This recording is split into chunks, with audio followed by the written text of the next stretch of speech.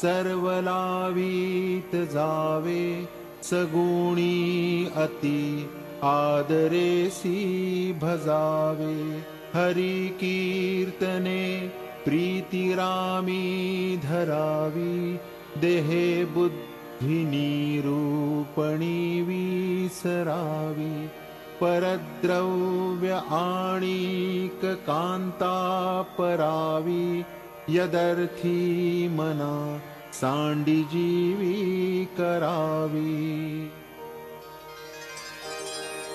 क्रिये वीण नाना परी बोल जेते परिचित्त दुश्चित्त ते लाजवीते मना कल्पना धीट सैराट धावे दया मानवा देव कैसे निपावे विवेके क्रिया आपुली पालटावी अति आदरे शुद्ध क्रिया धरावी जनी बोलण्या सारखे चाल बापा मना कल्पना सोडी संसार तापा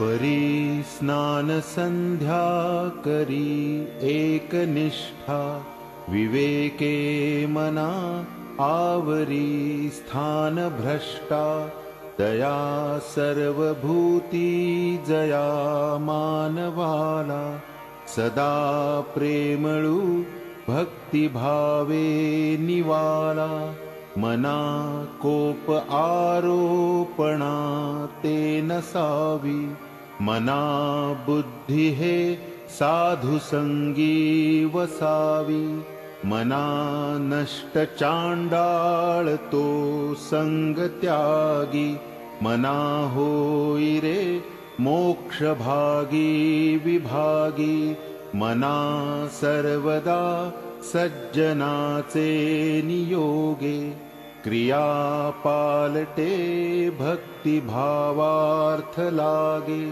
क्रिये वीण वाचाळता ते निवारी तुटे वाद संवाद तो हितकारी जनीवाद वेवाद सोडून द्यावा जनी सुख संवाद सुखे करावा जनी तोचितो शोक संताप हारी तुटे वाद संवाद तो हितकारी तुटे वाद संवाद त्याते म्हणावे विवेके अहं भाव याते जिणावे अहंता गुणे वादनाना विकारी तुटे वाद संवाद तो हितकारी हिताकारणे बोलणे सत्य आहे हिता कारणे सर्व शोधूनि पाहे हिता कारणे पंड पाखांड वारी तुटे वाद संवाद तो हितकारी जनी सांगता ऐकता जन्म गेला परिवाद वेवाद तैसा चिठेला उठे संशयो वाद हादंभधारी तुटे वाद संवाद तो हितकारी जनी हित पंडित सांडित गेले अहंता गुणे ब्रह्म राक्षस झाले तयाहुनी व्युत्पन्न तो कोण आहे, मना सर्व जाणीव सांडूनी राहे. फुकाचे मुखी बोलता काय वेचे, तिसंदीस अभ्यंतरी गर्वसाचे.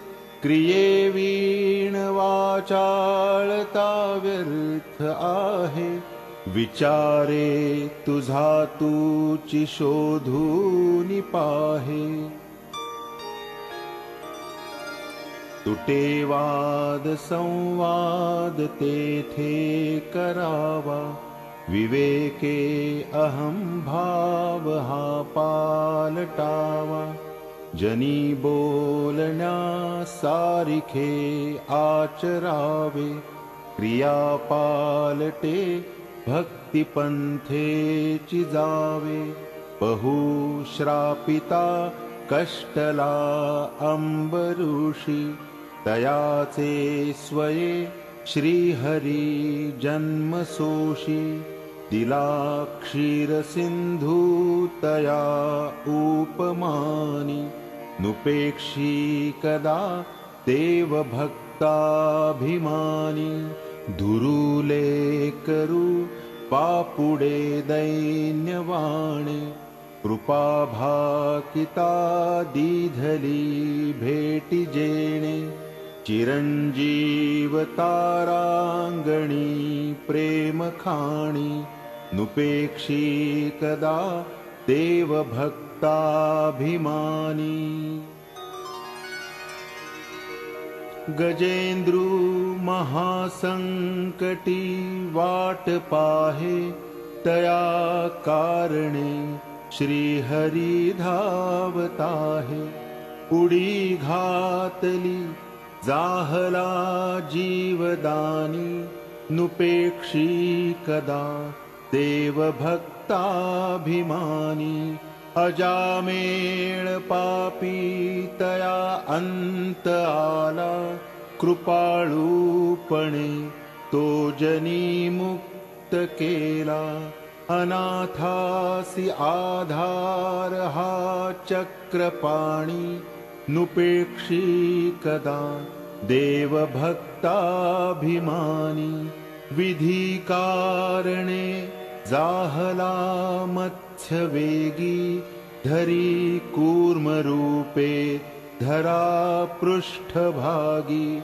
जनारक्षणा कारणे नीच योनी, नुपेक्षी कदा देवभक्ताभिमानी.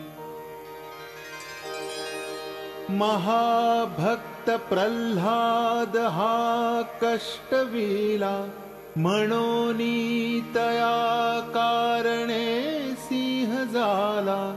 नये ज्वाळ विशाळ सन्निध कोणी, नुपेक्षी कदा देवभक्ताभिमानी. कृपाभाकिता जाहला वज्रपाणी, तया कारणे वामनू चक्रपाणी.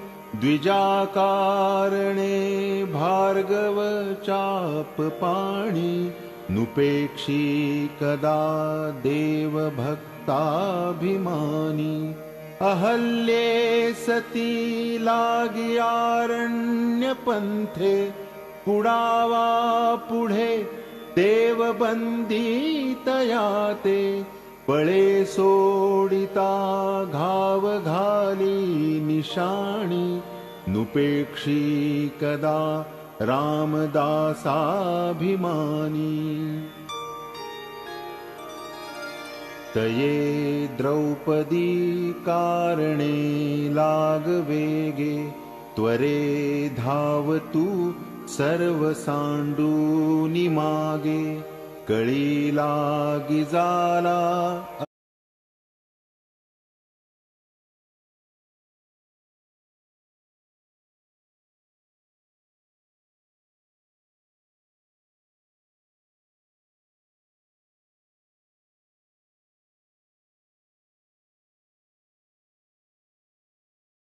पुढे देव होणार आहे, जया वर्णिता सीणली वेदवाणी, नुपेक्षी कदा देव भक्ताभिमानी, जनाकारणे देवलीळावतारी, पहुता परी आदरे वेशधारी, दयानेणती ते जनपापरूपी, दुरात्मे महानष्ट चांडाळ पापी।